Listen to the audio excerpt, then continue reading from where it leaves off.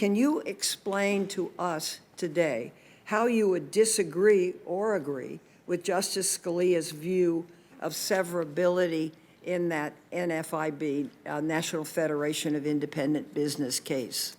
Severability issue, first of all, the majority holding, as you recognized, was that even though the Medicaid provision was unconstitutional, it was severable. So Justice Scalia expressed his view in dissent.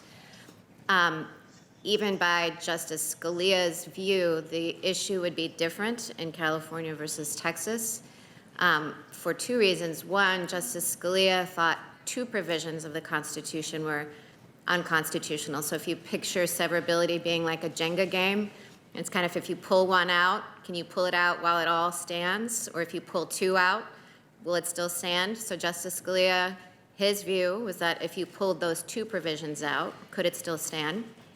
And here we're talking about one. And also, Congress has amended the statute since NFIB versus Sebelius, and it's zeroed out the mandate.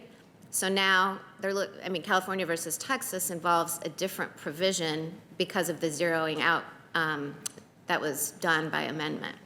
So that's how the two cases present slightly different issues.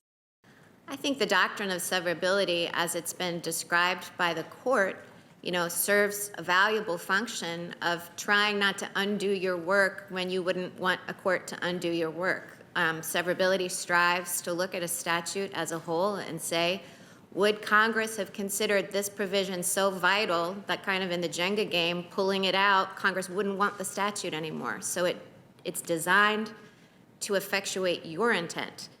But, severability is designed to say, well, would Congress still want the statute to stand even with this provision gone? Would Congress have still passed the same statute without it? So I think insofar as it tries to effectuate what Congress would have wanted, it's the court and Congress working hand in hand.